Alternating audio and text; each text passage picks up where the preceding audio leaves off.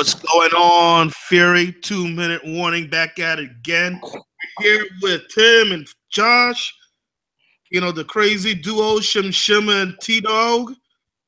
Again, our guest host, our recurring guest host, Fog Man Dula, a.k.a. Kyle Green. What's going on, fellas?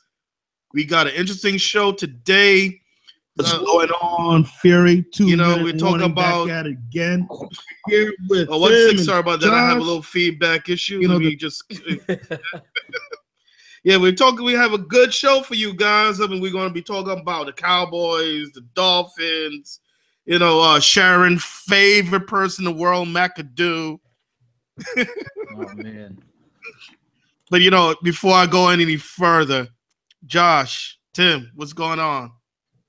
What's good, man? Hey, I think I'm in higher spirits right now than a certain other co-host might be right now. See, I've come to terms with my team since week 2 or 3. Now we get to hear how does it feel, Tim? How does it feel to not have such a good left tackle? How does it feel, Tim? I'm gonna take it all in. We're gonna be all right. We're gonna be all right. We're gonna be okay. We're gonna be okay.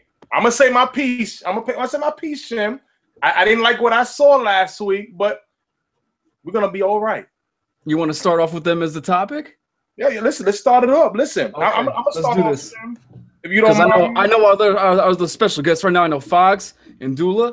I know they're burning up right now. We got to get this off our chest, Tim. Let's start it off. Oh, listen, I'm ready.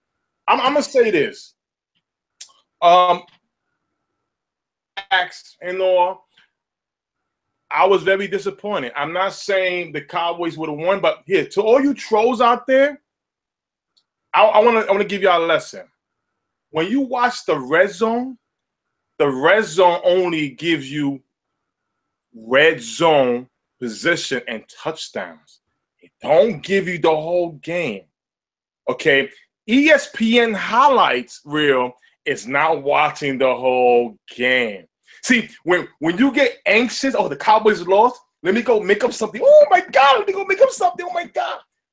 You are a troll. You know what I do to you guys? I do this. I yawn, and I looks away. You know why? Because you had no clue what went on. Now, for those of you who were so hot in your pants to come out and already blame Ezekiel Elliott is the reason why the Cowboys lost, you didn't watch the game.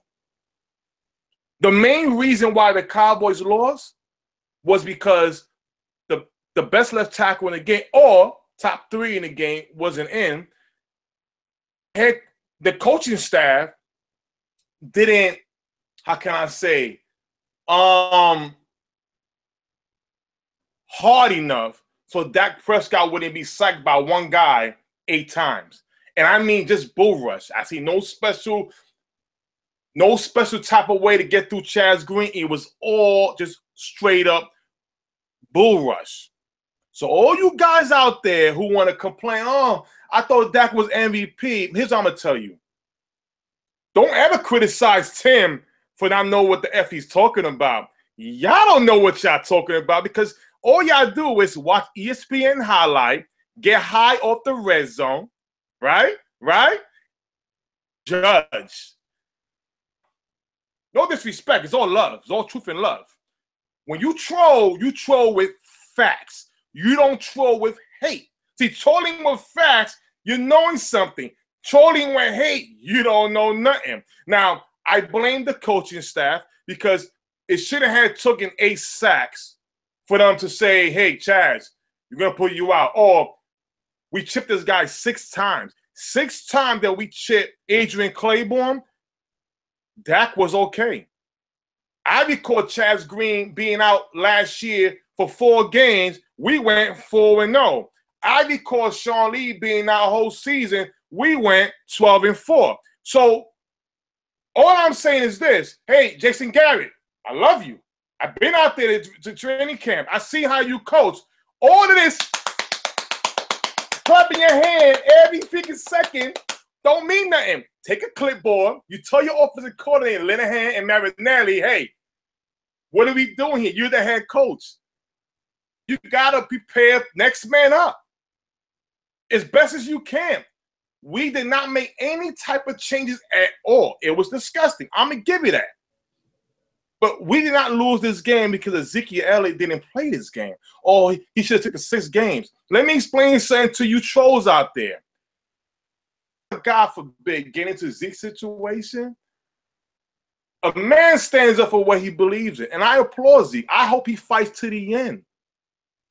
I'm not. If you come out and say that he should have took 6 games, then you are a selfish individual. That's all I'm gonna say. Ezekiel Elliott had nothing to do with the loss of the game. It was the coaching staff for not preparing Chaz Green, not changing the team in the right position to try to win this game at all. That's the reason why we lost. But that's going to change later on. I want to intervene real quick. I just want to send you a rebuttal real quick about your Sean Lee sentiment. Sean Lee went 12-4 without him, but also Cowboys fans, a lot of them in 2-minute warning, they're the first to say Sean Lee is the most important piece of this defense. Agree. I agree. I totally agree. Okay, well, totally agree. But you know, 12-4 without him is pretty convincing, especially when your defense was arguably worse last year than it is this year. The difference, Jim, was Rolando McClain. We had it on team, and we also had Hitchens was a rookie. So my thing is this: Jalen Smith, who I'm not gonna judge right away, came out from a major injury, should not be playing on. I think he should be pass rushing. That's it. Bring him up slowly. The guys we've been hearing about, Wilson and of course Hitchens, you got to keep him in the game. And another thing, hold up, another thing. Excuses. Another thing, Cowboys, coaching staff. I'm not a coach, but damn, Jeff Heath and freaking and Byron Jones. What the fuck? Excuse me. What the hell is going on with them playing 2 strong safety? Here's the thing. I can't get at. Take Byron freaking Jones, safety. Take Woods, put him in free safety. What the hell is going on with freaking Jeff Heath back there in coverage? What? He couldn't catch a fucking cold if the ball was landing on him. He couldn't do it. Why don't you go to 5-2-4 defense? Go to dime. Maybe that would help. Why are we playing Jeff Heath back there as strong safety, Byron at free when they both the same position? You take Xavier Woods. We have a draft guy here, and excuse me, K. Dollar, the draft guru will tell you Xavier Woods is a true free safety. He got a pick yesterday. Maybe if you put him in the game more, we see something different. I don't know. It's just the offensive line, Tim. It was your anchor, and now we look at it this year. It's nothing like you would expect the Dallas line to play. And I'm not even talking about Chaz. I'm not even getting to Chaz yet. I'm talking about Jonathan Cooper. I'm talking about your boy Lyle Collins, walk on. Should have been arguably a top 3 draft pick back in 15. They switched positions. Lyle Collins was a guard last year. Nice playing right tackle. Again, that's the coaching staff. The coaching staff. I think Lyle Collins was a true tackle anyway. So he played guard last year. Now moved to right tackle. We took Ron O'Leary and we let him go to Denver. And now we trying to. Well, how long have you had Chaz Green back there in Dallas? How long has he been on the roster, Chaz Green? He's been on the roster. This is his 3rd year, as a matter of fact. How the hell? This is my thing right here. How the hell do you have the best left tackle in football, and you're telling me you have this guy sitting behind the best left tackle in football, and he somehow can't learn in 3 years behind that beast of a man playing the hardest position, yet the most important position? It's like sitting behind Brett Favre and Aaron Rodgers comes out and plays like Jamarcus Russell. How the hell do you even come up with an excuse for that? Chaz Green wasn't even drafted number 9 overall in the draft. And that's the part that boggles my mind, how you can sit behind somebody for so long, so many practices, so many reps, so many snaps, so many game films. and you can't emulate, try to pick up the technique of that guy that you're behind for 980-something 1,000 days of your life. That's just mind-boggling. And Tim, I was trying to be realist. I was trying to give you the benefit of the doubt with your team, saying, hey, Alfred Morris and Darren McFadden, they could probably be all right behind, that Dallas line, but it's coming to show that Zeke had that talent and he had that vision, but also 15 carries between the two of them. Well, no, but here's another thing. First of all, 15 carries. First of all, Ezekiel Elliott had a 20-yard run and a 40-yard run. And again, Scott Linehan, which I don't trust as an offensive coordinator, you went away from the run, which was helping for us. And then on top of that, we lost 2 games. We lost 2 games by not doing the thing we are strong to do, run the football. The Rams game and the Packer game. The Rams game, we ran the ball 15 times in the first half. No, 4 times in the second half, up by 2 scores. That's Scott Linehan. Against Green Bay, the same thing. But the one thing I'll give the Cowboys, when they get embarrassed, but my thing is this: if you're an 11-5 team from 13-3 team from last year, you shouldn't have to get embarrassed. Lose a game, not get embarrassed. I gotta jump in right now. I have to give some props to the YouTube live chat. Let me see.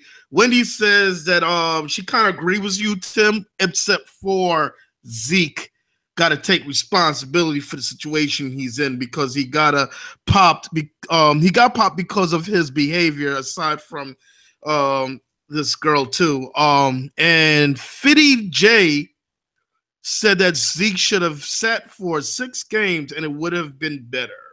Well, who said that? Fitty J.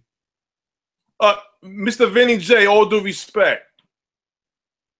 It's so easy to judge from afar until you be in the predicament. and again, I'm going to say it again with all respect. When it comes to law, when it comes to defending your name, that's more important than football. You got to understand that. They are human beings. They are not. These players are human beings. And to my lovely sis Wendy, she's absolutely correct. Zeke Elliott has to grow up, mature.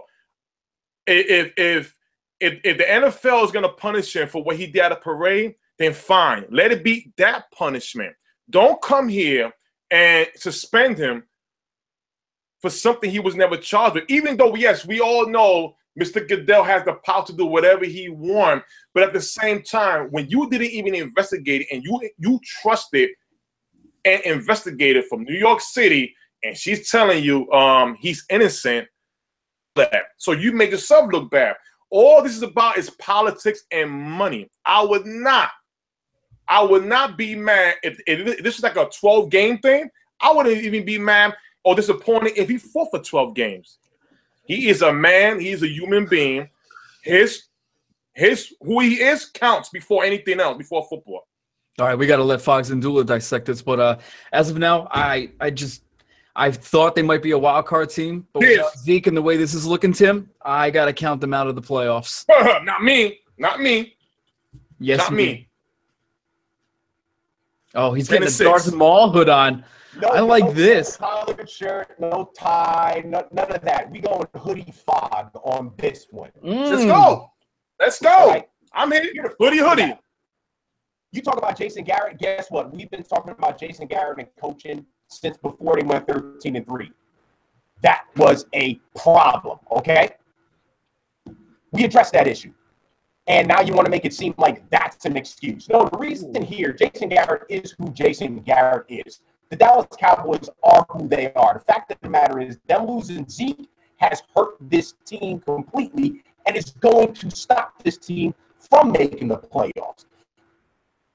Coaching is an issue. We all knew that going in. So you can't use coaching as an excuse now because it's convenient for you to do that.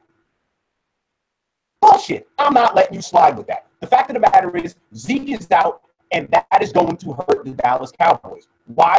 because Jason Garrett's coaching staff and his coaching ability has been predicated on what Zeke has been able to do in order to get Prescott his opportunities. Those are facts. Facts you can't run from, facts you can't hide from, and facts that you can't troll from. Okay?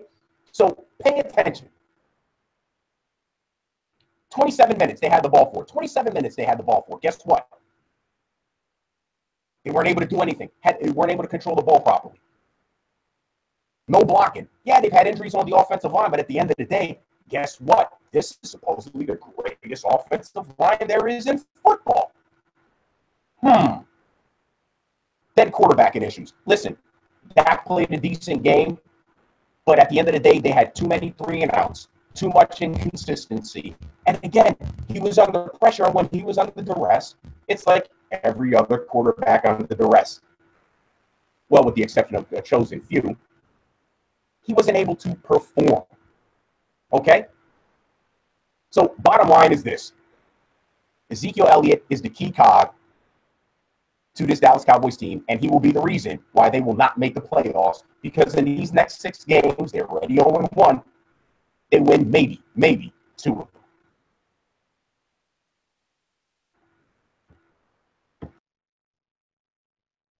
I'm going to write that down. Fogman says Zeke, they will not make the playoff because of Zeke. I'm writing that down. Go ahead, Della. Go ahead. Look, I'm going to be quick about it. Like, I'm laughing because I said preseason Cowboys are a joke of a team, and they're still a joke of a team. It hasn't changed. Listen, we went 13-3 last season. We're going to Yeah, that was before 6. That's where Zeke caught those 6 games. You know why? Because those first 6 games, you went 3-3 regardless. Well, he needs to fight for his name. That's crap. You know that's crap because it's done. Even if they exonerated him from all this, Zeke is still going to catch these jokes for whatever reason. It is what it is, right? So now you're in a situation where you're playing a tough stretch. And, man, I thought the funniest thing from Sunday was Adrian Claiborne, former first-round pick, by the way, turned around and said, "Oh yeah, I use the same move on Chaz Green." And you know what? Speaking of that, boo-hoo, we lost Tyron Smith. You still have 2 All-Pro, not Pro Bowl, on that line. You have the best center and best left guard in football on that line still, and he couldn't get it done. And he got abused by a team that's been up and down. No faith in the Cowboys making the playoffs. No. Why should anyone realistically? Why? For anybody watching this show right here, go ahead. I just want to let everybody know one thing. The Dallas Cowboys will make the playoffs, but we still got time down the road. I'm going to say this. Next week, this Sunday coming up, the Dallas Cowboys play the Philadelphia Eagles. We have no Sean Lee. Tyron Smith is up in the air. We have no Zeke. We don't got our kicker Bailey. But I'm going to tell you one thing. For all you Eagles fans led by Mr. Fogmeg himself, we got a bet going on. You see, I'm a true Cowboy fan that will take the effing bet. When the Dallas Cowboys win, Mr. Fogmeg has to sing Next Week I'm Fury. I'm reason the Cowboys lose, I will sing the Eagles national anthem song. See, that's bold. And I'm going to tell you this right now. For all you trolls out there, have fun. Have fun with this. See, are relevant. Y'all make us special. Very special. See, Fogmeg is, you know what? Come to find out with preseason, Della. I'm glad you brought that up. Fogmeg didn't even believe the Eagles would be first place. You know why? You know why? Because deep down inside, he knows they haven't beat anybody special. The only winning team they beaten was the Carolina Panthers. That is it. They beat the Denver Broncos at week 9 and 10 that we lost to at week 2. They didn't have. So how did I know that? How did I know that in the preseason? Though you said preseason. No. You said preseason. Okay, I don't mean to cut you No, off. you said you did not agree. You didn't think there was gonna be anything this year. You picked the Cowboys and Giants 1 and 2. One second. I'm gonna tell you this right now, Bob. We're gonna win next Sunday. We're gonna beat y'all next Sunday, and we're gonna come back here, and you're gonna sing good. You're gonna sing for everybody. All right. Anybody like a bird? Anybody wants like a bird? Dial in. Oh yes. 718-313-5155. All right. Wait. Before we move on, though. Because you know what? But wait, Tim. Order in the court. Before we move on, though, you said Tyron Smith's up in the air, right? Right? It's still early. It's only Tuesday. Yeah, you better get his ass back soon because if you thought AJ Claiborne was something, you haven't seen Brandon Graham, have you? Della, here's the thing, Della. Fletcher Cox, Della, the one thing about me, Della, I've always believed in the next man up. If the next man up can't, you got a whole off season to prepare for if a star goes down. Who can we have to fill in the role? I understand we can't fill every starter, any role up for a starter. I understand that, but as a coaching staff, you do not let your quarterback get hit 8 freaking times in a row by a straight bull rush. So here's the thing. That's just the sacks. That wasn't hits. Oh no! But next week now, if we lose the game, depending on what it is, I'm gonna put it squarely on what it is. If a player didn't perform well, guess what? Was in. Hey, the backup was in. What did the coach do? I'm not gonna put excuses. Oh, this man was out. You know why? Because we have won games before when those guys were out. We won 4 games without Tyron Smith last year. We won 6 games without Dez last year. No excuse. There's no excuse. And what was the difference? What was the difference? You're blaming the coaching staff, but what was the difference? Did Zeke play those games? Oh yeah, I do believe he did. Oh, whoa. But see, here's the thing, Flock. I know. Here's the thing. It's always here's the thing. Do me a favor. Get your vocal cords ready. You don't speak for Flock, man. You don't have the right. You do not have the right to say that. Right or right not to do. Man, move on to the next topic, please. Ezekiel Elliott is not special because of the offensive line. But now you want to sit there and massage his shoulders? Oh, no. You're missing Zeke? Oh, yes, because I wasn't the one saying Who said Zeke was the reason why they were successful last year. I wasn't the one. I wasn't the one that turned around and said Zeke was more of an MVP candidate than Dak Prescott. Well, shit. Here's the thing. Good point. Fox brings up a good point. You did say that. Your narrative. You did say that. Here's the thing, Franklin. Is won games without Le'Veon Bell. If the Dallas Cowboys are losing games without Zeke, wouldn't that tell you who means more to the team? Oh, my God. Now we're going Le'Veon Bell. Oh, my God. Come on, Tim. We talk about Dallas. We're talking about Dallas. You want to project your failure to other teams now? Come on. When does the sophomore slump begin for a quarterback? I thought it starts here we go now to sophomore slump. Week 9, week 10. Hey, Fox, you called it out. I'm gonna tell you right now. We gotta knock that motherfucking Carson Wentz the fuck to the ground. You gotta win, touch him. Watch your language. You gotta win that. Where's your team ranking sacks again? I'm gonna be victorious. Get it? I'm gonna be victorious in that bet, Fox, man. I'm telling you right now. Get them vocal cords ready, Tim. Get them vocal cords ready. I want to hear you hit the high notes. The Eagles are a real team. All the Eagles are best. You know why? Because you lost to the Dallas Cowboys. No, stars. We're not even going to be able to question are the Eagles a real team because after they play kick the can with Dallas, every Cowboys fan is going to make an excuse that we didn't have Ezekiel Elliott. We didn't have this. We didn't have that. I'm going to give you a hand of applause. Guess what? The Eagles finally going to face teams above 500. The Rams, the Seattle Seahawks, the Vikings. Wow. I want to see this. I got to see that overrated offense do some work.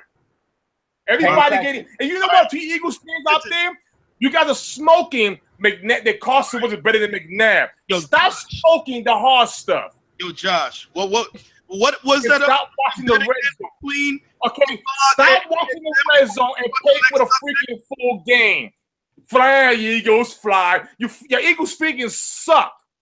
They haven't won a championship. The Lost of the Predators was the hottest show on TV the last time they were even relevant. Wait, Tim. Night Rider. Tim, let me bring Night up. Rider was the hottest show before the Eagles did anything. Carson Wentz got 23 touchdowns. Guess what?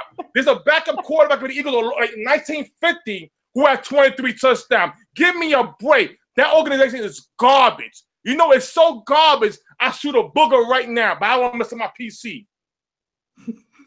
It's disgusting. Tim, remember last year when Paul Perkins was getting on a little hot streak, like weeks 15 through 17? He was getting 11 to 15 carries. Hey, hold on. And he was getting like 4.5 to 5 yards a carry. Oh, what was the difference in those games? Wait a minute. What was the difference in the offensive line with the Giants? Oh, looks like the only difference was Marshall Newhouse. Wait, are you telling me Marshall Newhouse is the most important piece to the Giants on the offensive line, Tim? That's what you're telling me right now, Tim. All right. I'm telling you that offensive line is the most important piece, but the Cowboys the line could not protect enough to show anything. It's okay. We had a bad one. We're gonna respond and we're gonna beat them. All right. Listen. Let's end it. We gotta move on. Yeah. But still talking about Joker franchises. The fuck? A Joker franchise. Hey, you a Lions fan, right? Ain't you a Lions fan? Josh. How long have you been? Yeah. I mean, the Michigan Wolverines are better than the Detroit Lions. It's Wait, come out. Hey, raise your hand. Raise your hand if you got a Super Bowl. Raise your hand if you saw a Super Bowl. Raise your hand. Hey, my hand's raised. Hey, Shim, what's your hand at, Shim? My hand's raised. I'm enjoying the song right now. If you got a chip, raise your hand if you got a chip. Raise your hand if you got a chip. Tim, somebody's in their feelings. Wait up. Next topic. What is our next topic, Tim? Oh, Miami. Put your hand down and read the next topic. The Miami Dolphins. All right. Next one. Should the Miami Dolphins fire Adam Gase? Ooh. Okay, I'm gonna be real with this, and I'm gonna say this. No. As a coach, I like how he puts the players to hold their own. He inherited a team. I've always believed when a coach go there, he wants to grow his own players and do what he need to do. I think the Miami Dolphins overpay a lot of these players, especially on that defense. And Ndamukong Suh is not the same player he once was when Detroit. The GM will cut him next year, in the next offseason. Okay, Cameron Wake, he's getting old. Simmons from the Miami Dolphins, who was former Steelers. I'm sorry. They just got T.J. McDonald back from 8-game suspension. Maybe that could, that's enough for them to be a playmaker in that safety. But the offense too now. Gase had a problem with Ajayi. He let him go. A good coach will do that if you have a problem with a player. Jarvis Landry is a free agent. I think you have to build that franchise around Adam Gase and let him get the guys he wants. I don't think they should fire him because I don't think another coach would have come to Miami and do a better job. I really don't. They started with Jay Cutler because Tannehill went down. Jay Cutler is not a bad quarterback in my opinion. I think he's better than Tannehill. It just right. Devontae Parker is pretty good, but Jay Cutler. I just think they overpay for a lot of pieces on that defensive side. I don't know. This one's a tricky one because it seems that the trend in the NFL is to go for that hot offensive coordinator, and it only seems to be working for one team that I can think of off the bat with Sean McVay and the Rams. The others that you look at around the league, Ben McAdoo, Dirk Cutter, Kyle Shanahan currently, it doesn't seem to be working out with the OCs transitioning to the head coach position. Adam Gase being another. And prior to him, you had Josh McDaniels. There's just a more handful of OCs that are failing at the head coach position than you currently look at. People like Dan Quinn and Todd Bowles who are maintaining success. Even Todd Bowles is overachieving this year, and they both come from the defensive set of mind. So it does raise a little, in the NFL because it's a copycat league. I don't know if this is going to be a trend to where owners and GMs start looking in that position like, oh well, defensive coordinators. Well, look at this, they're having pretty good success with what they're doing. The OCs, they seem to be failing. And with Miami, with the position they're going in, obviously it looks like they were into having a fire sale a few weeks ago. Basically, the whole team was in turnover.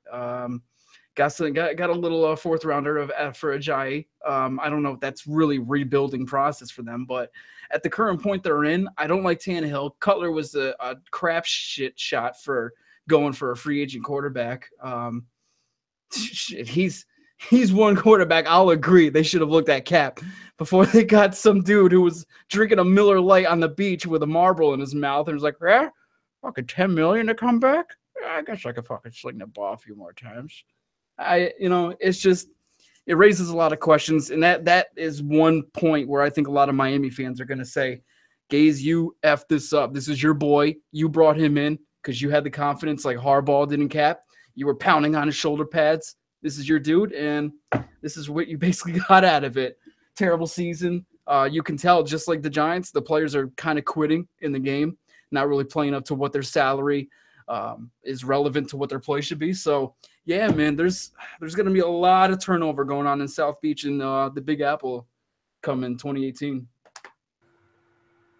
Josh, I agree with you as far as OCs struggling, but, I mean, some of these guys, you got to give them an opportunity, and I'll say Adam Gase is one of those guys. Again, you got to give him an opportunity. Unfortunately, they were fool's gold last season. Their offensive line struggled last season, and their offensive line is struggling again this season.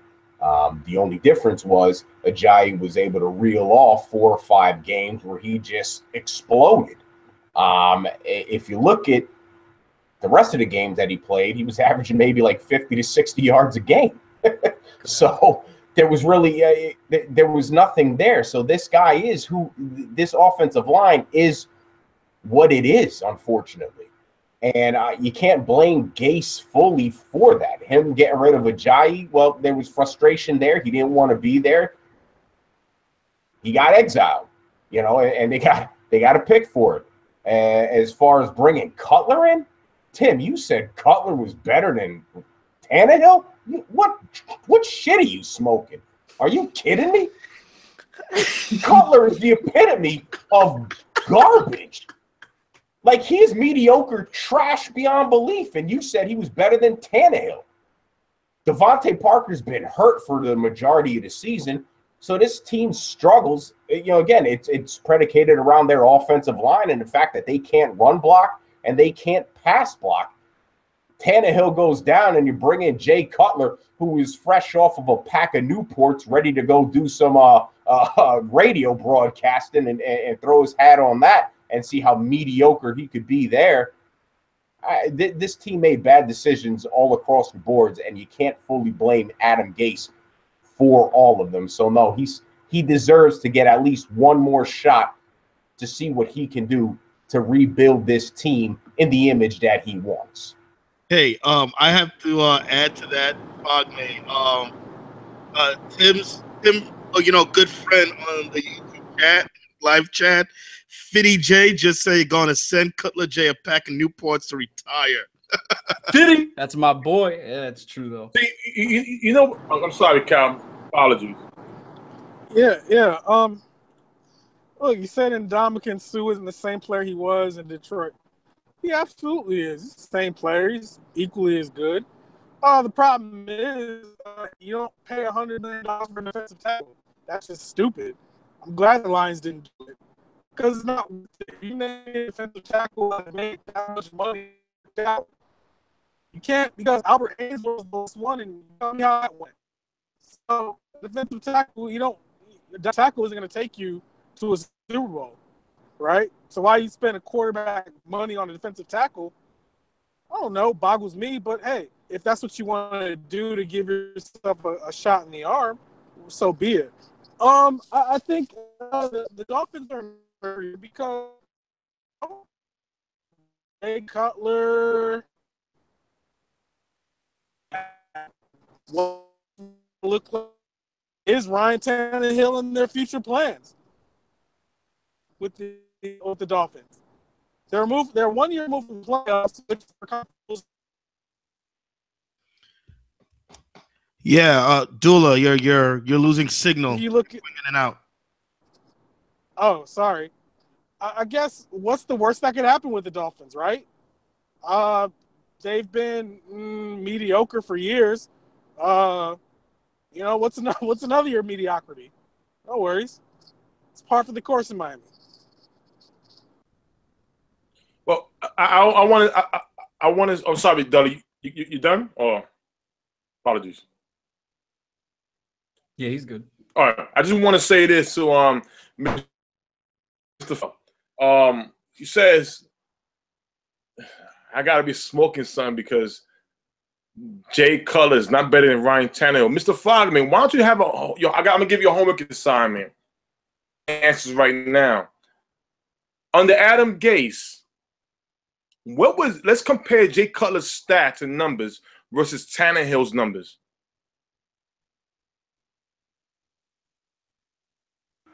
Okay, so do me a favor. Go ahead. You go on your phone and Google Jay Cutler. I got you. I'm ready for you. Don't tell me to do it. I mean, you got to tell me why.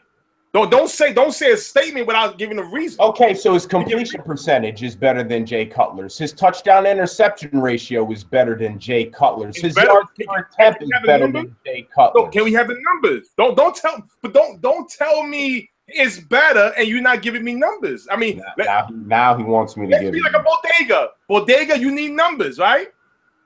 I'm the bodega. Give me the numbers, baby. That's all I'm asking for. He's better, not giving no numbers. No, you're absolutely right, Tim. I'll get you the numbers. Cheers.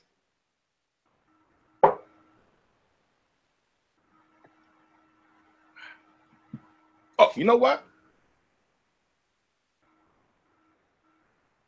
15, Adam Gase was there, right?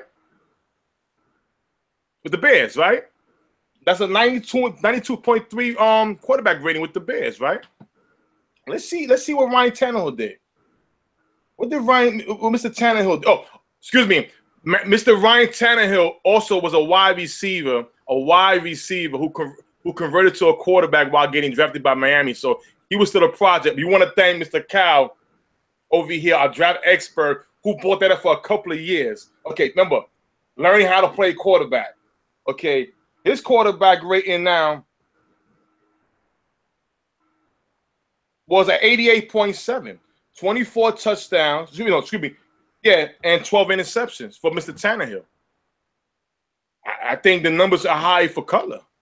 So you're going to take 1 year out of it and use that 1 year as an example. Kind of like how Giants fans use Eli Manning's 2 years to define the entirety of his career. Well, first of all, right, Tim? That's what you're going to do. You're going to ignore the fact that in 2014 and 2016, 27 touchdowns to 12 interceptions, and he had a completion percentage of 66 and 67%, both higher than Jay Cutler ever had in his career. Jay Cutler is a 62% completion percentage guy, yet Ryan Tannehill is a 63% completion guy.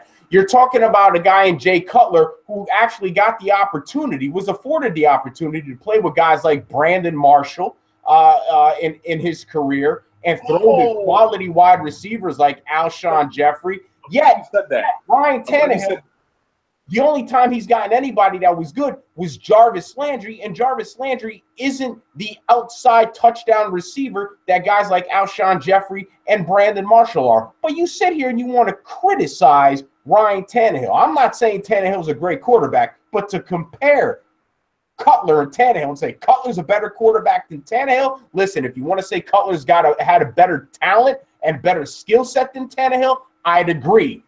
He didn't materialize and his numbers say otherwise. So how about this? How about this, Fogman? Fog. Under Jay Cutler, don't you know Devontae Parker's numbers are better with Jay Cutler than with Tannehill? Even Jarvis Landry's numbers are better than with Cutler than with Tannehill. I'm sorry. Did Devontae Parker even play with Ryan Tannehill last year? No, I believe Devontae Parker missed almost the entirety of the season last year. Yeah, he played last year. Devontae Parker played last year. He played last year. He got drafted. Very minimal. Very minimal. He got drafted. He got drafted in 2014. Hey Tim, with how many years has Jay played? 8 years. 8 years. Jay Cutler, 3 years with Denver, 1 year with Miami so far. I'm saying Adam Gase. On Adam Gase alone, Jay Cutler is a better quarterback than Tannehill. I mean, it's like it's 1 2 year difference, but Tannehill is still a project versus Jay Cutler is a for sure thing. How many 4,000-yard passing seasons do you think Jay Cutler has? I'm not saying overall. I'm just saying under Adam Gase. How many? Under Adam Gase, how many do you think Cutler has? 4,000 passing yard seasons. 4,000 yards. Once 2008 with Denver. In 12 years. And Tannehill's played how many years? And he already has 4,000 yard seasons. But that could be misleading stat because we don't know if they had a running game. Some guys are not going to get a lot of yards passing because they have a running game. Depending how the offense is built. I'm not going to fault the attempts because it's like saying Drew Brees is a better quarterback than Eli Manning, but Drew Brees has the most passing attempts. You can look that up. Pro Football Reference breaks it down for you. You can look right here. Yard game per pass attempts. The numbers, Tim. Listen, I don't believe excuses. Football focus. All they do is listen. God. Again, passing attempts. You're not better because of passing attempts. If every quarterback plays the same system, gained per pass attempt, and Cutler has pretty much, on average, led Tannehill. But my logic is under Adam Gase only. Cutler didn't have Adam Gase his whole career with Chicago or Denver. You only had him for 1 year. That's the reason why he bought him over with Miami.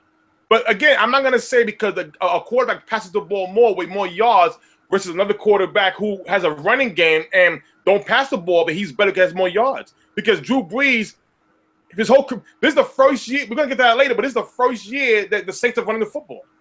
First year. But since when Drew Brees had almost a 1,000-yard runner. Been a long time. Maybe Ricky Willing was it? I mean, so because Drew Brees may possibly have a 1,000-yard runner, now he's not a good quarterback? No, I never said that. See, don't put words in my mouth, Fog, man. I never said that. What I'm just saying is because a quarterback pass attempt is higher, he has more yards, and his attempt is higher than the next one. Don't make him better. Not. No one's talking about his pass attempts. He was Josh. I'm stating his yards per attempt. I'm answering Shim. But Shim wasn't talking about passing attempts. He was talking about yards per attempt, throwing the ball down the field, moving the ball down the field. The system may be like that. I mean, no, it's not. You know what? Tim was that kid that would walk up to you when you were a parent and be like, "Mom, why is the sky blue? But why? But why? But why?" I mean, it's still the system. Now that he's grown up, Fox, he does it in the reverse. He's like, "Well, that may be, but it's the system. You got to dissect it more, Fox." I mean, Fox, let's look at the fucking personnel for the years he was there, all right? Google search everything now. Let's talk about the elevation in Denver compared to Chicago. Have you ever had to play from that high of an elevation and come down to a place like Chicago, Illinois? Wagner brought up Jay Cutler's players versus the Miami Dolphins play. I didn't bring that up. All I said was under Adam Gase, Jay Cutler was better than Tannehill. That's all I said. And that's we can either accept it or prove it wrong. Don't bring up the other topics or stats. Jay Cutler was better, in my opinion. Numbers look better. In your opinion, that's right. Go ahead with that. I'm comfortable with that. Yeah, I mean, listen. I mean, it's in his opinion. I mean, it's the truth. It's his opinion. We spoke about this before. Chicago had a top 10 offensive line with Cutler and Gase there. They had Matt Forte as a running back, Alshon Jeffrey and Brandon Marshall as wide receivers, Martellus Bennett. Now we're taking credit away. Yeah, let's taking credit away. Cutler is garbage, plain and simple. Tim, Cutler is garbage. You can't argue Jay Cutler. You can't argue Jay Cutler. Cutler's garbage. But here's the thing, Father, man. You're taking credit away now, pinpointing running back, wide. It's like saying, little T partial in style. We gonna. Isn't that what you do? Isn't that when you do when you try to fit the narrative your way, Tim? Don't you try to take credit away from players or teams when you want to fit the narrative your way? No, I don't. I don't. Give me an example. Who? Give me an example. No. I give credit when credit. You know, I'm the only one in 2MW who has given credit to every player without taking credit away. Hey, Eli Manning's the Hall of Famer. You put that on the board right now, he getting trashed. His own fan base trashes him. Is a more accomplished quarterback than Drew Brees. He got less attempts. He don't throw the balls much, but he's won big games. I mean, what are we gonna say? Wait, first of all, the number one argument between NFL fans, they always put up championships. Gosh, let's go to the next topic. Tim's looking at that next topic for us right now as I just. I mean, hey, we might as well talk about it. You might as well. Hey, listen, the Giants says they sticking with. Now, who said that? Staff? What staff, Tim? The organization. What's the mission? Yanala, from out of your league. She'll be talking tomorrow with Miss Trisha and Sharon. I know she's looking. Nala from like The Lion King. Excuse me. Yeah. I gotta ask. Nala, it's kind of exotic, you know. Queen of the Jungle. There you go. I gotta ask him. But Tim, you butcher everybody's name. There isn't a name you haven't butchered yet. That's incorrect. What? You've been on this show calling Colin Kaepernick Colin Kaepernick. I mean, I gotta ask it sometimes. I gotta ask it. That'll help me. It comes out. Hey, listen. I've been called Barney my whole life. Garden teachers call me Barney. It's the wrong thing. Yo, he calls Kari Carrie. I mean, Carrie Rhodes. Tim just the accent. I'm telling you right now. It's the people. He loves it. He loves it. Oh shit. All right, yo, Tim, go ahead, rag on my team. Staff is talking about we're sticking with McAdoo. Here's the thing. Okay. Oh man. Landon Collins, who I respect, he's the guy on defense they got to build around. He's the vocal leader who's been coming out McAdoo's behalf. He deserves to come back as a head coach. And I respect that. We don't all know what's going on in the locker room. We don't know what's going on. All we can know is what's been written and what we want to read and believe. I say this. The Giants are a playoff team on paper. You got to be a hater to say the Giants are just trash. No, they're playing like trash, but on paper, they are a playoff team. They are a playoff team that's going to get a top 5 draft pick, possibly top 3. And I think, and I believe what the Giants are going to do is they're going to come out with McAdoo next year, keep his players, because they invested so much in that defense, too much money. That defense, I feel the players are going to come back angry, embarrassed how the season went this year. And I think they're going to try to put this together. So you know what, let's give McAdoo one more year, give Jerry Reese one more year, and see what happens, because it's too much money was invested. I don't see them starting over. As a Cowboy fan, do I want them to start over? Of course I do. I'm a Cowboy fan. I want them to go fucking 5-11 every year, or 3-13. But it's not gonna happen. I think they're gonna keep McAdoo, and they're gonna try it again. And I think that's the right approach. I don't know what's going on, but if a player is doing wrong and saying wrong, he's the head coach. Newsflash: the same thing going on. Not exactly, but it happened with Tom Coughlin when he inherited the team, and they had Michael Strahan and Tiki Barber. They bumped heads, on a lot of issues. Players had a meeting. Hey, listen, 2 Super Bowls. I'm sorry. I don't think McAdoo's fired. I think that it can happen again. That happens. Teams grow together. You know what? And Josh, I said this last week on the show that I think Reese should go before McAdoo. But if we're going to criticize coaching, and this guy is just not coaching the team up. Yes, he doesn't have the personnel around him, but he's also not coaching the team up. The fact that Tim has changed his narrative from McAdoo should go to now he should stay it is insane.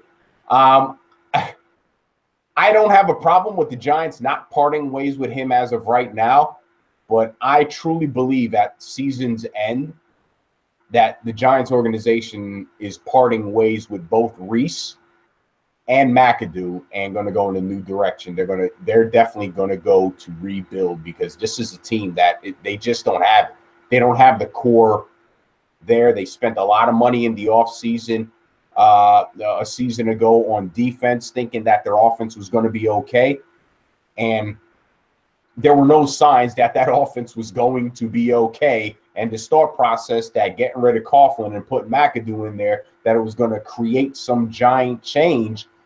They had one really good season that was more of an anomaly than anything else. And now that teams had a season to watch the tape, prep for it. You lose Odell. The offensive line is still trash. Your running game is still mediocre at best.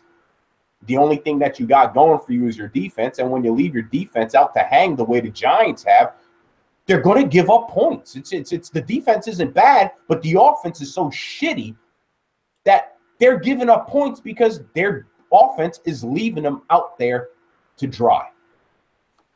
So I really think that he's not going to go this season, and I understand that. But at the end of the season, I think in the offseason, the moves are going to be made, and you're going to see both McAdoo and Reese gone at the end of the season. You're absolutely correct, Fox. It's going to be the biggest turnover in Giants franchise history since probably 1978. There's just no way that they're going to retain this guy. Listen, I said this I believe it was just last week, either on Fury or during our Pick'ems, Tim.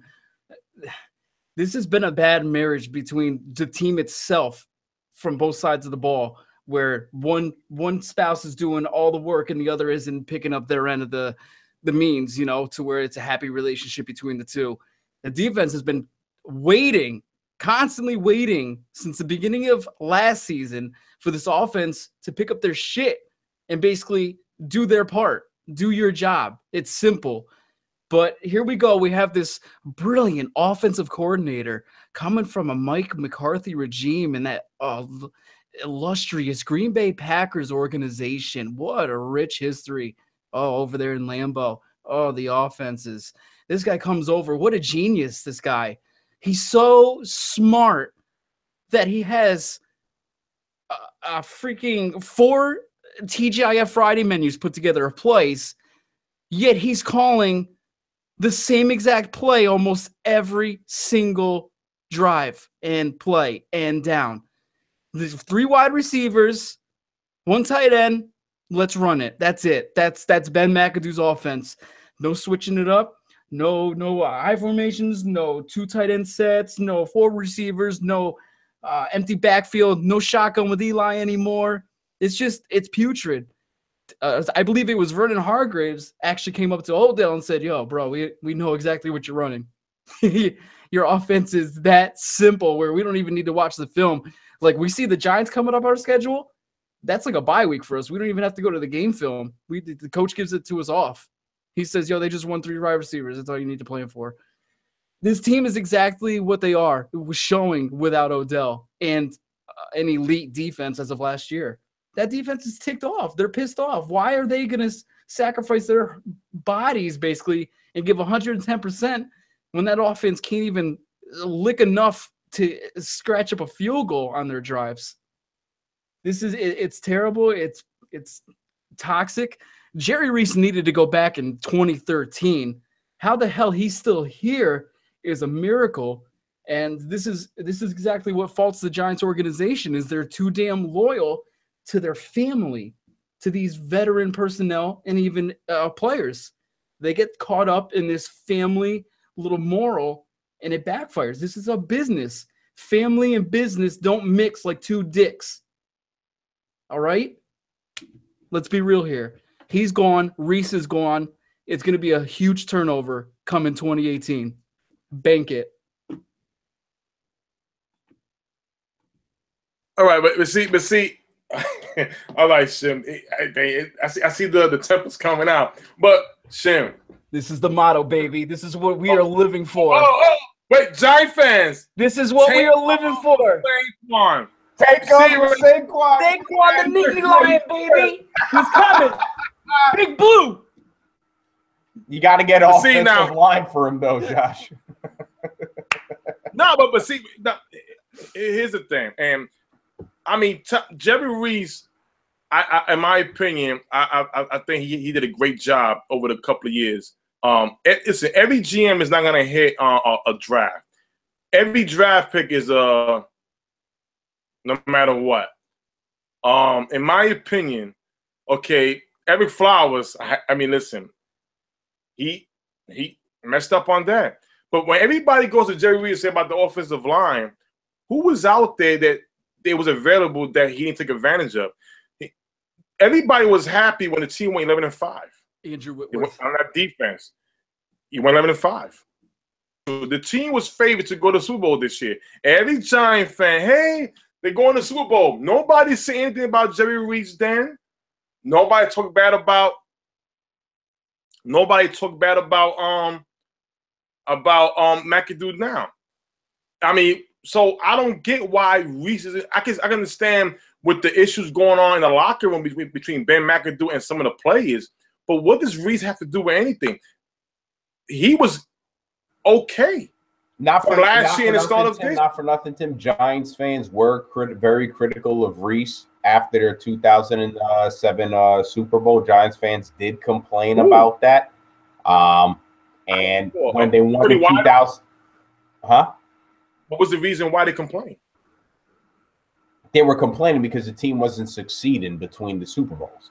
They were a subpar team. And there was a lot of complaints going and rumblings going that this guy, all he did was basically piggyback off of the previous GM and winning that Super Bowl. And the player personnel that was going into the 2011 Super Bowl was predominantly off of their previous GM as well. Ernie Accorsi.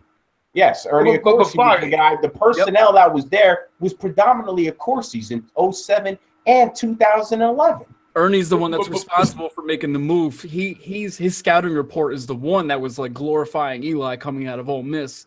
So, all right, I give you Ernie. I give you Ernie Accorsi. That's absolutely okay. I give you Ernie Accorsi.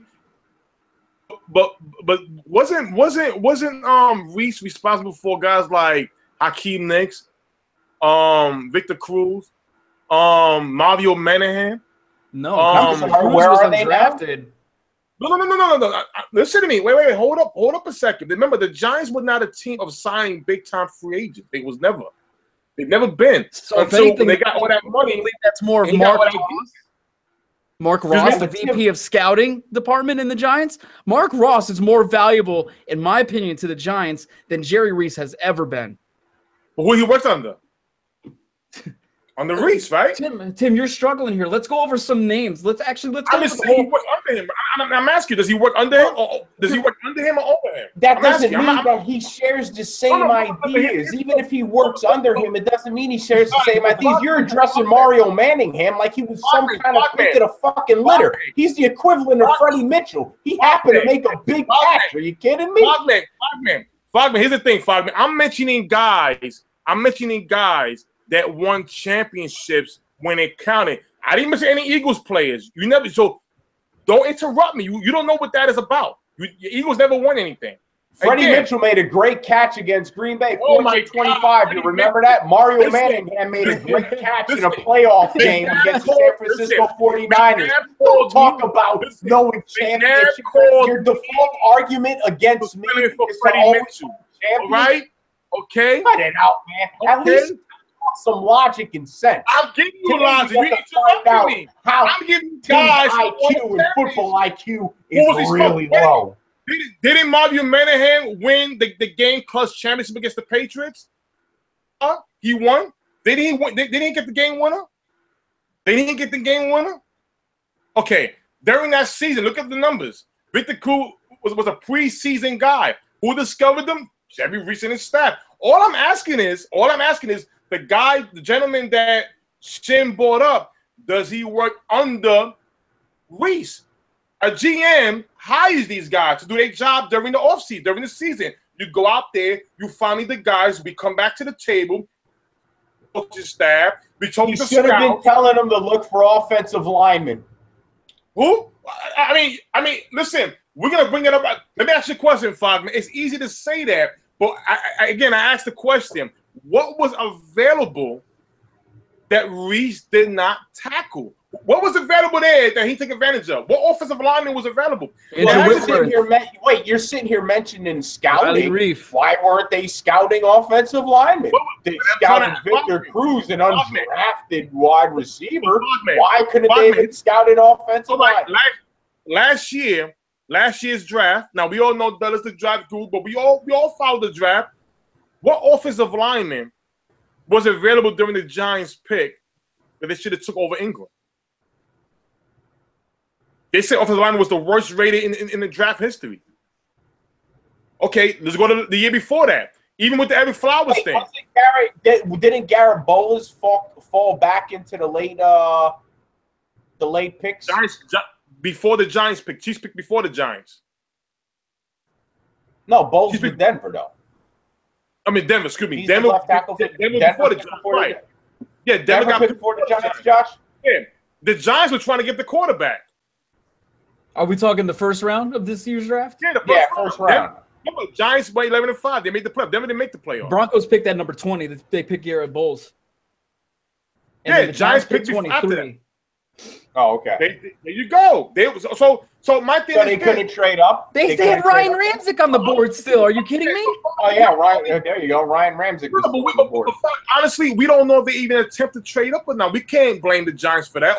And now, if he was there, if Garrett Bowles was there when they was picking between him and Ingram, okay, then you got a point. Then we could say, yo, you picked the wrong guy. I mean, all I'm trying to say is, even in free agency, what offensive lineman was available the Giants could have picked? They spent all that money the year before. Okay, we just said Ryan Ramczyk in this year's draft, and then if you want to talk free agency, there was Andrew Whitworth, 1-2-year deal, and then there was Riley Reef who was out there that was also available on the guard position. If you wanted to talk guard.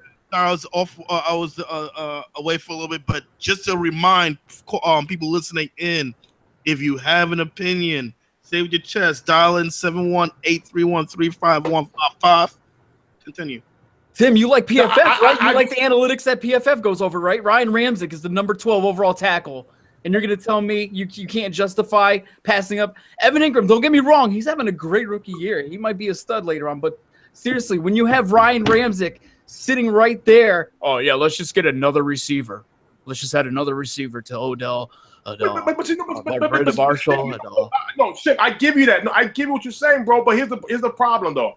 Nobody was saying that during draft time. When Ingram was selected, we got Ingram. We got Brandon Marshall. No, it wasn't. It was like, who the fuck is Evan Ingram? He's like a second-round prospect. That's what it was at first. But the minute Brandon Marshall went to the Giants, yeah, as a matter of fact, people were complaining. Giants fans were complaining because Njoku was still available at that time. Yeah, because it went absolutely. It went Evan Ingram, Garyon Conley. Yep, first to Jarris McKinley. No. Fogg is right. You're right, Fogg. No. Yep.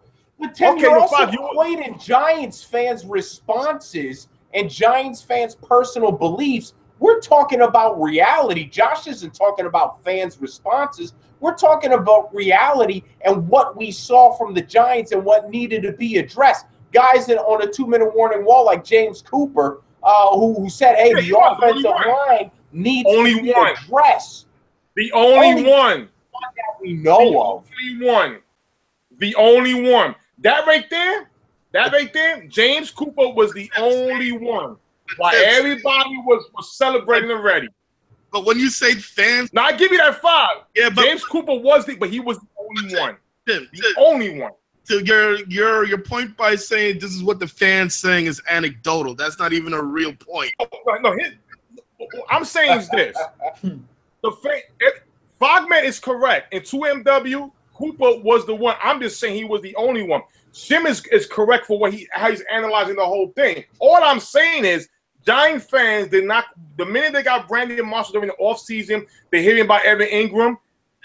There was no complaint. If you don't have no offensive line at all. Of what exactly fans say, what you're saying is anecdotal. It's not a point. Tim, I can link you to the Giants message board. Trust me, I've also been ranting since about 2012, 2013 about Jerry Reese. I can tell you what I heard fans say XYZ. You tell me fans say ABC. No, but during the whole offseason, when the draft was over, they were already claiming Super Bowl.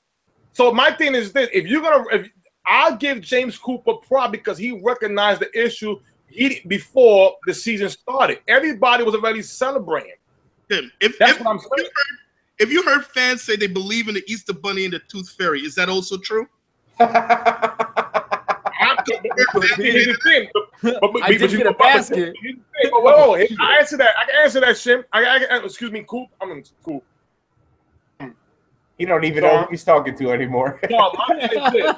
If you believe in the Tooth Fairy and the Easter Bunny, I know they're not real, but if you believe them, all I'm going to say is, well, the minute they don't show up for you, I'm going to tell you, you're talking about what affects real life. You're telling me that because the fans say this, it affects real life.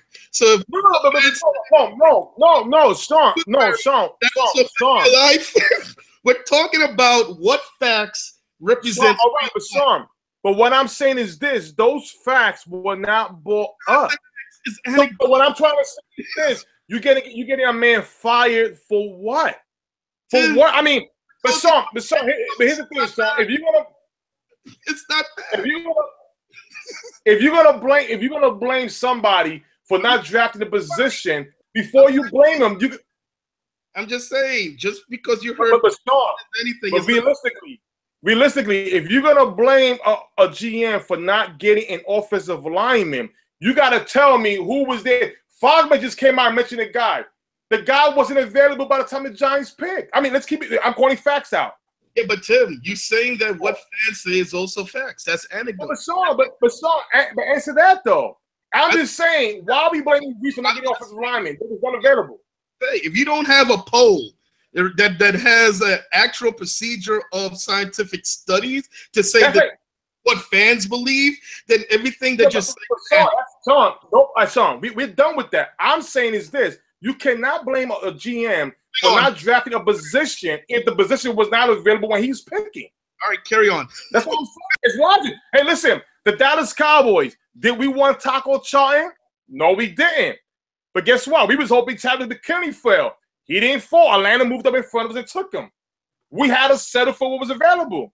That's realistically. Now, Njoku, yes, was a better prospect at the time.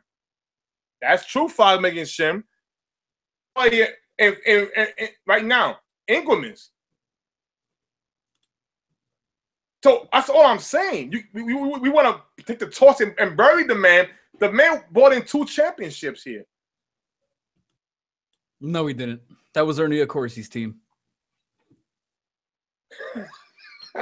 Tim, I will bring up a perfect example. Go type in your browser Giants draft picks by the year and bring up Dallas draft picks by the year. Let's just compare a little window right here of 2000, we'll say 2010 to 2013. All right, I'm let's go. looking right now at the Let's go. Giants draft picks. Let's go. Let's go. Out of the Giants draft picks, I still see 4, 5, 6, 7, 8, 9 active members. And 2 of those are a joke because it's Demontre Moore and Ryan Nassib, and the other is Matt McCants. I don't even know where that tackle is that was drafted. So let's look at the Dallas Cowboys. I see 18 to 19 still in the league from 2010 to 2013 drafted. That right there should – let's look at some of these names. After you want to give props for that Hakeem Nicks draft pick. Okay, awesome. That was number 1 in 2009. After him in that same draft class, Clint Sintum, 24 games played. Will Beatty, okay, 88 games, but after that, not too much. Right, Ramses Barden from ITT Tech. All right, hold on. Wait. Beckham. Hold on. Andre Brown. Year? Okay, hold on, Shim. What year did Jerry Reese get there? He took over in, I believe, 07 was his first year after Ernie Accorsi drafted. 07, all right, 07.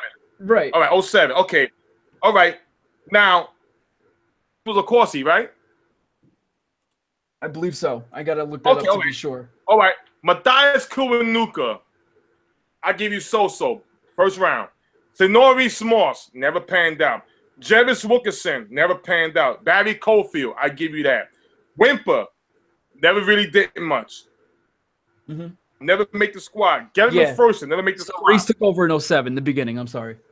All right. Aaron, 07. Was of course last year? He stepped down on January 16th of 07. All right. So that was Reese's first year. Of course, Aaron Ross, solid corner. He was solid. He won, which he started. He was average. Steve Smith. If it wasn't for that injury, he was garbage. Remember, the Eagles picked him up. All right. Yeah, that was a bad move by Philly. Yeah, that was a horrible second-round wide receiver. All right, Zach O.C. All right, back up. Kevin Boss. Special teams, okay. Kevin Boss. Terrible. Right in. Oh, my God, terrible. The dude played good for y'all. Y'all had 7 rookies in the Super Bowl. 7 rookies. Because of how many receptions he had, yeah. Eli had to pass to his tight ends. We had garbage. All right. Amar Bradshaw, last pick of the draft. That's all you can brag about that draft class. Amar Bradshaw, and that was in the very last round. We still have 3 more subjects to go. Just to let you guys know. Hold on. 2008. You got Kenny Phillips. He was solid. Bust. Oh, my God. Terrell Thomas.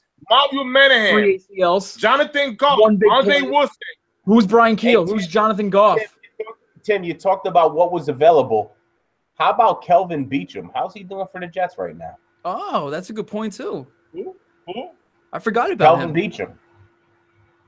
What year? What do you mean, what year? This year. He was a free agent. Who was available? Kelvin Beachum was a free agent.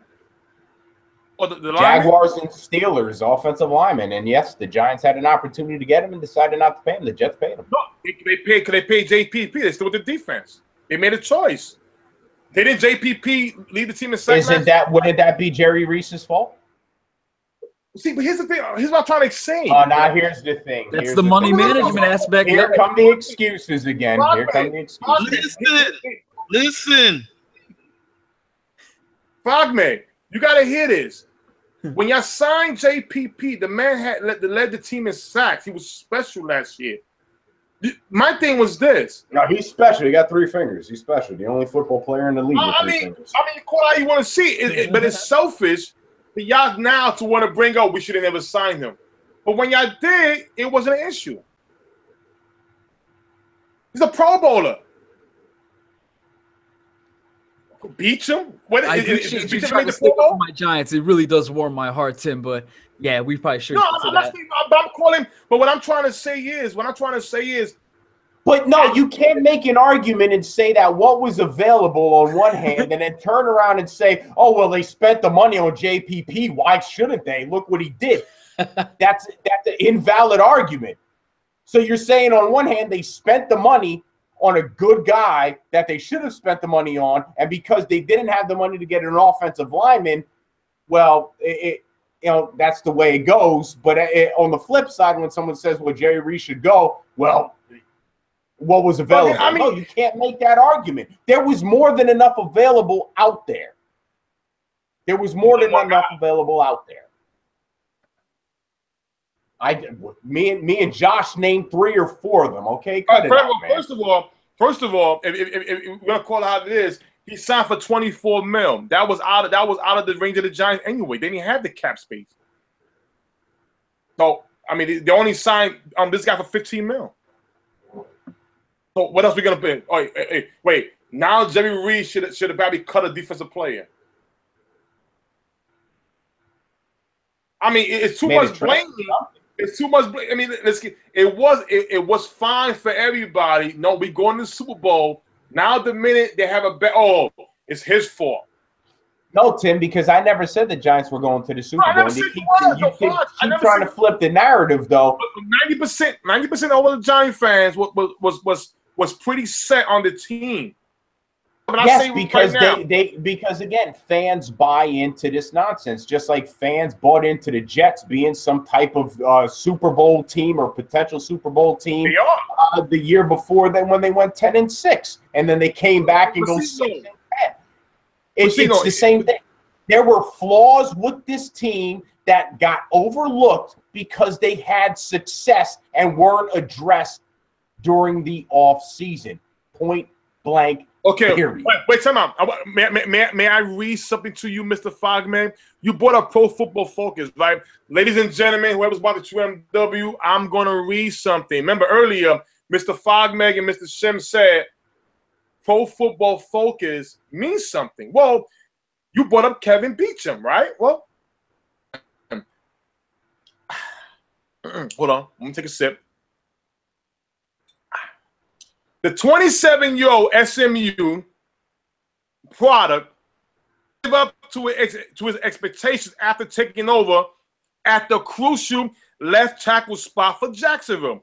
Pro Football Focus labeled his play, which including 9 quarterback pressures, as a massive disappointment. Lingering injuries may have played a role in the drop-off, though.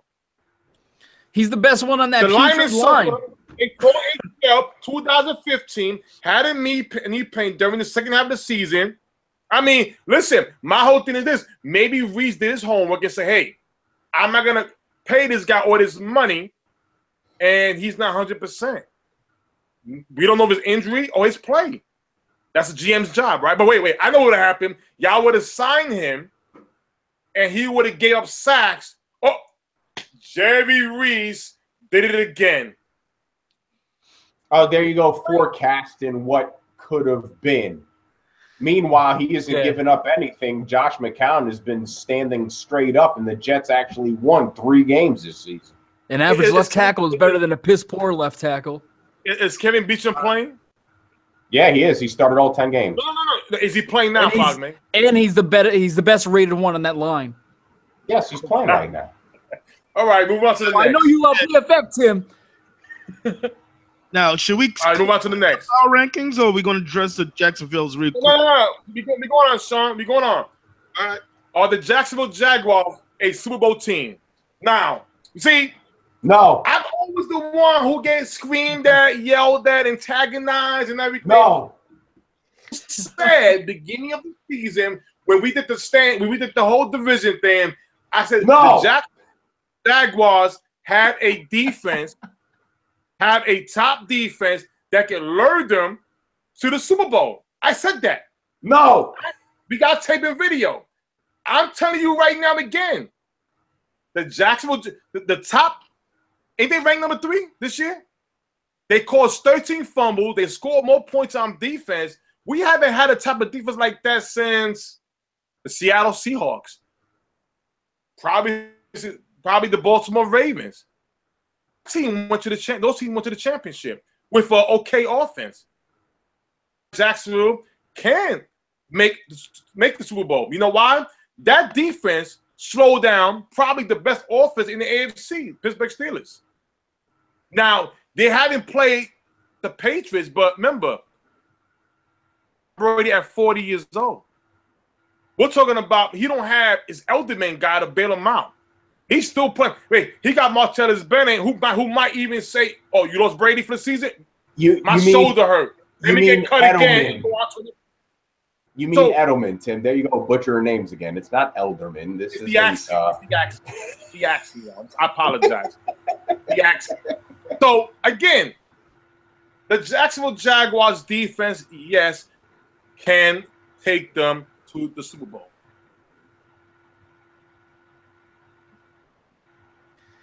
Beat the best. Fox pretty much wrapped it up for me. Nah. I guess it's a no. I don't see why not. You could argue that they could try to be like that 2000 Ravens, but one, their defense is not that legacy stricken, and two, the Ravens had a little bit of a better offense right now, and they definitely had a better offensive line than the Jags have. Blake, he's. I mean, all Baltimore had was Jermaine Lewis, 1,000-yard runner. Jamal Lewis. Okay, you got Jermaine Lewis. Excuse me. You got finesse. And the butchering continues. And then you had finesse. Dilfer. Who was the wide receivers now? Who was their wide receiver? I mean, the Baltimore had Shannon Sharp as the tight end. Oh God, yeah, you're going way back. That was unloaded. Trent Dilfer and Blake Bortles. No, but before we start talking about the 2K Ravens, we're talking about the 2017 Jaguars. They're very good. The defense is absolutely very good, but we see what a good defense and a lackluster offense gets you. It's the 20s Giants. The Pittsburgh Steelers have a top. They got the best. I hate to say it. They got the best offense in the AFC. The Jags. So who? I mean, the Jaguars. Yeah, but Tim, we're talking about the Steelers. They played the Jaguars, and we all had this question about the Steelers because after they lost to the Jaguars, we were questioning whether or not the Steelers were a playoff team because of the lack of consistency. Now you've seen the Steelers go to Ben, Brown, and Bell the way they should have been going at the beginning of the season, and now they're running on all cylinders. Let's see these two teams play each other again, possibly in the playoffs. And then we could talk. The Jaguars, they've got 11 touchdown passes to 7 interceptions. We're not talking about a team that can throw the Jaguars the are like the 4th or 5th best team in the AFC. So. See, Fogman, but see, that's what gets me. You confuse me. Not to bring up the Cowboys and Eagles again. When I came out and said the Cowboys played the Denver Broncos week 2 team, then week 10, you came out and you didn't accept that. So how am I going to accept the Jacksonville Jaguars playing the Steelers 2 weeks ago versus now they different in 2 weeks later? No, I did not. There was no way I did not accept that. I accepted that. The fact was I used that as a comparison when you wanted to compare Kansas City to Dallas and Kansas City to Philly. Remember, I used that as a rebuttal. I didn't use it as a comparison. Yeah, yes, you did. Stop it. Now you're gonna lie on television too, right? Now you're gonna lie and lie to a live audience. You're not just gonna type lies. Now you're gonna lie live to people. Wait, time out. So we got adults watching. I didn't lie, but I will say the Jackson. Listen, I think they are. Let's move it on. Okay, who are the best division leading teams 1 through 4? I'll let you go first, Mr. Fogman. Please. I want to hear yours. In the AFC and the NFC? Conference? Yeah, conference. NFC. Yeah. NFC. Oh, God. In the NFC, I'm going to go Philly, the Saints, the Rams, and I can't deny the Vikings right now. I think those are the best 4 teams in the NFC. That was my 1 through 4 as well, and it's hard to argue. I only have the Rams to step up from the Vikings, 1, because of the consistent QB play, and 2, they're just scoring more on the offensive side. And what is that? What are they, 4-0 on the road? That's pretty impressive for this young Rams team. So yeah, I give the Rams the advantage there, especially with the running back, because Gurley is the guy that is he's making everything happen with the Rams, whereas McKinnon, I think McKinnon's the beneficiary right now of having the defense and Thielen play phenomenal football right now. Oh, I'm sorry, Sim. No, I'm good. That was my 1 through 4 as Okay. well. I completely Well, agree. division leading teams. I'm going with the Saints. Saints right now. Wait for one. Yes, for one. Oh, okay, I wonder why. It's number one. I'm sorry. They have Here we a go. top offense. Here's the thing. But wait, hold on. Just get through 1 through 4, please. Can you get through 1 through 4? Because they are complete on offense and defense, and they got 2,000-yard runners. My number 2 team is the Minnesota Vikings. Why? Because they have a top defense. Their quarterback issue is still kind of, but I like him in number 2. My number 3 team.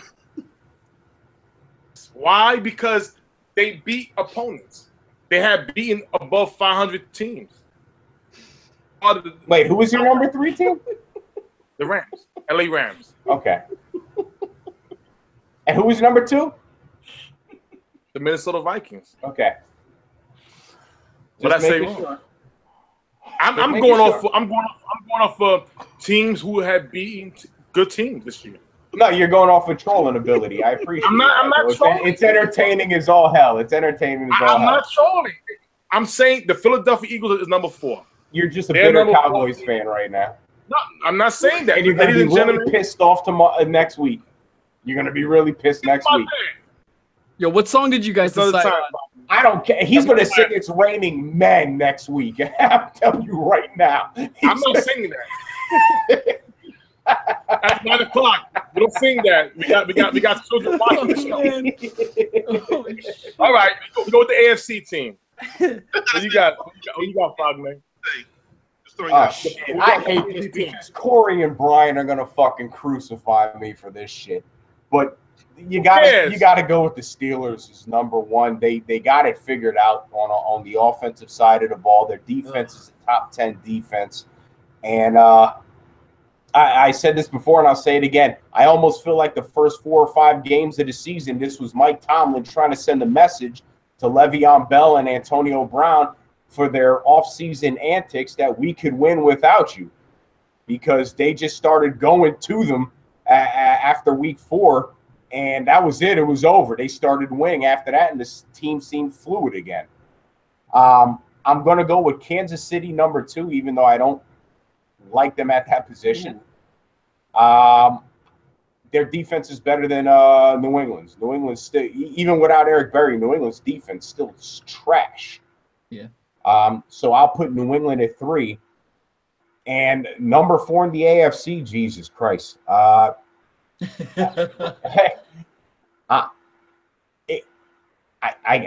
gotta say Jacksonville. I think Tennessee should be number 4. I would have taken Houston until Watson went down.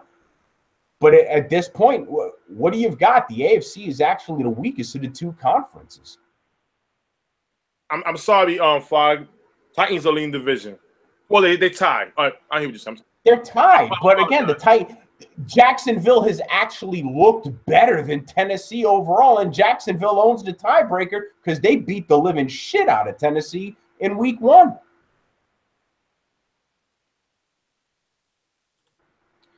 Jim? NFC. We're going to AFC.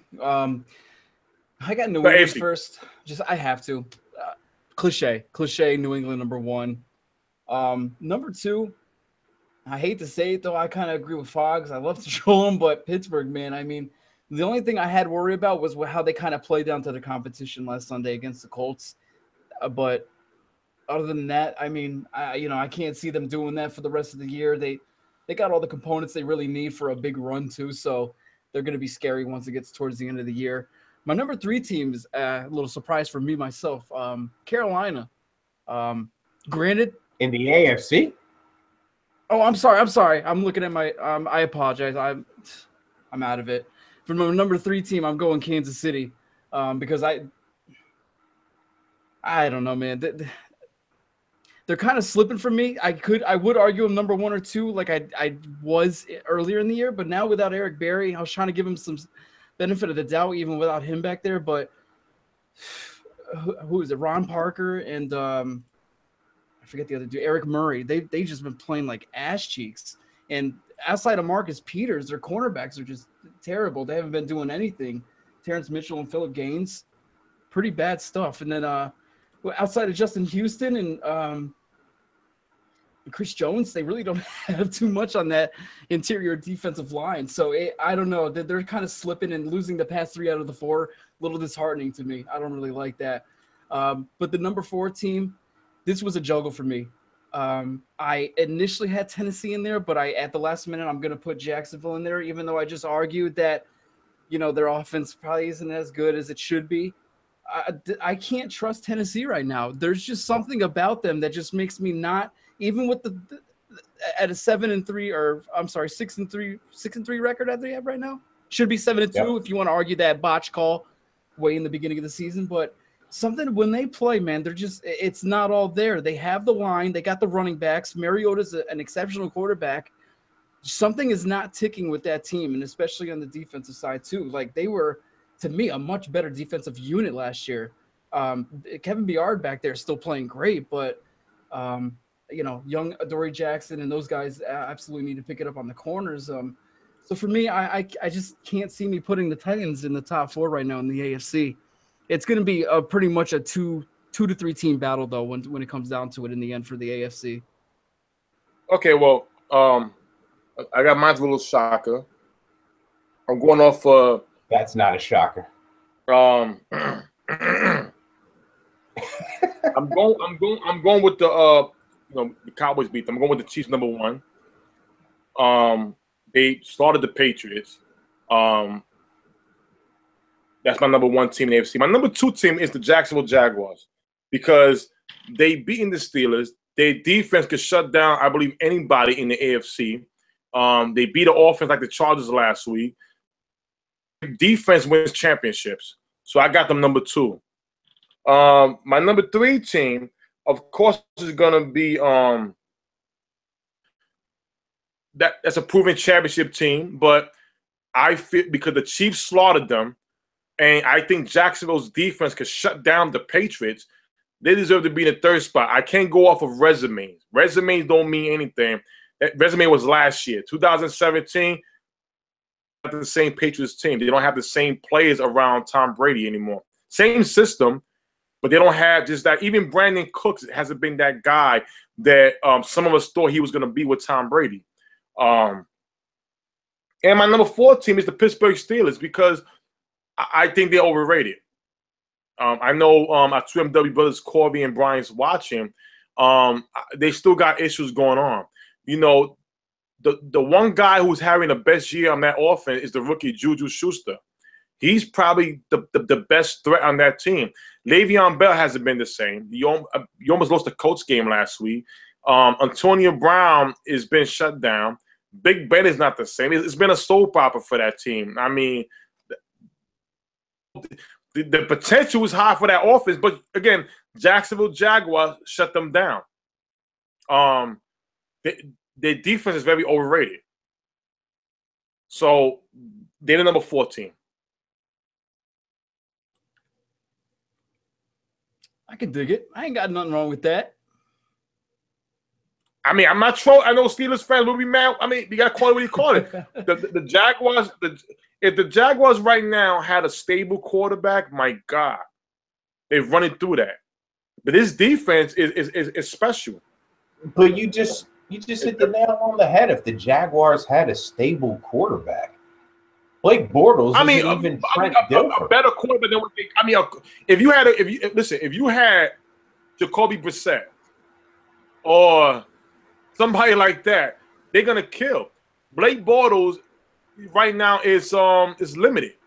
You got to manage him. I mean, I never thought I was exactly. So how are you going to be a Super Bowl contending team, or how could you have this team ranked number 2? Because Fog, there's been teams that have won with a dominant defense and an average quarterback. It's been proven.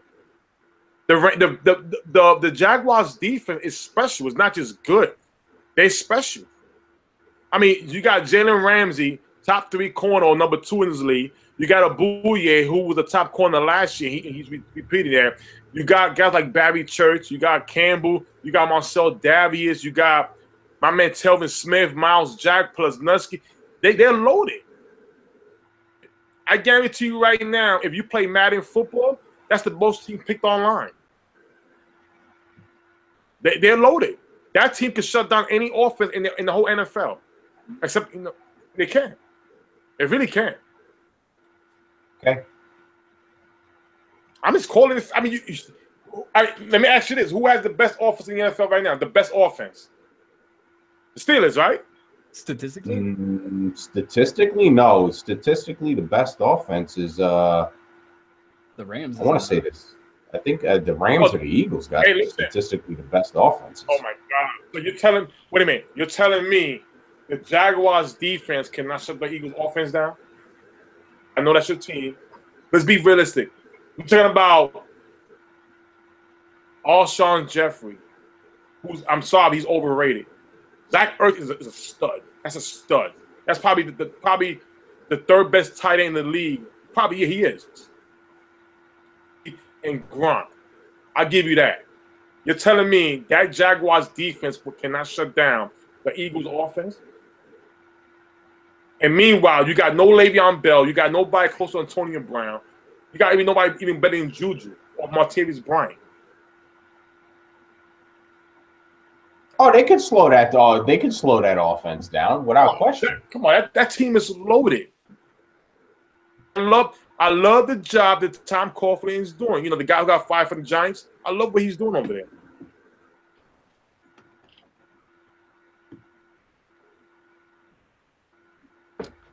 Wraps it up for me. That's all I got to say. Screw everybody. Giants 2018 Super Bowl champions. Damn. It was fun. I mean, is there anything else need to be said? I mean, listen. Fog, good luck to Sunday's game. Yo, gentlemen, are you both agreeing to a bet to where one of you, the loser, is going to sing? Jim? Absolutely. Jim, I'm absolutely right now. Oh, it's going to be Little Theory next week. I'm taking the bet. Hold on. I want everybody to hear the song that Fogmeg got to sing next week. Oh, man. All right. I want everybody here. Good.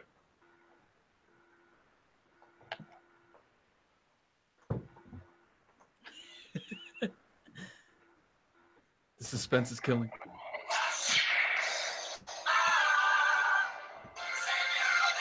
Flash Gordon, he gonna sing it with a beat. I want to hear don. Flash. Hey, yo, the universe.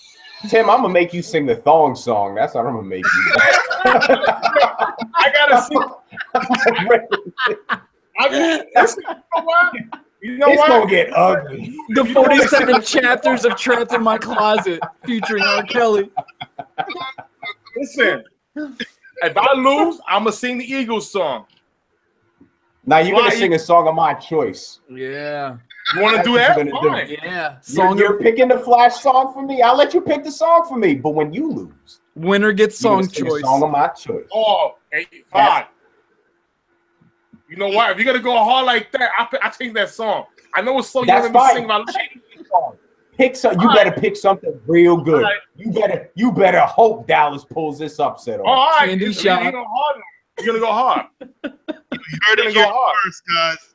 We ain't Hey, listen, Trisha. Hey, you know what? When I told Trisha about this band, she wanted her and the girls to pick our songs. I was like, they're gonna play us. I don't know they're gonna play us hard, and they was to pick the song. I know Sharon, Yenna, and I'm sorry, the accent, and Trisha. The accent. The accent. I know. I know. We'll finalize the bet. We will reach out to the women of League of Their Own and see if maybe that's probably the best. You guys don't even know your choice until the game is ended. How about that? I will reach out. 50J recommended milkshake. How about that, Tim? All right, Hobbs. The show's about to be. We're about to end the show, Hobbs. If you got something to say, quick, say it right now. Yo, I was listening to y'all, man, most of the night, and funny stuff, man. I'm just gonna, say one thing, man. Go Bills, and I think we should go 9-7 and 10-6, man. I ain't got nothing else. All right. Keep that faith, Hobbs.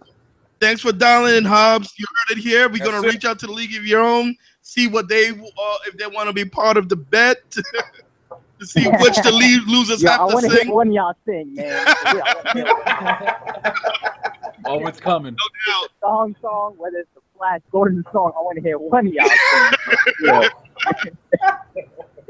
Well, Tim's gonna have to sing in a crop top. Hey, it's cold. Wintertime. Drop top. It's wintertime. Top. It's summertime. 2MW after dark. That's pay-per-view. That's pay-per-view. All right, Hobbs, well, thank you for joining in, They guys. gotta pay for that. We'll be back next week. And we out. 25 got him today. See? And we out.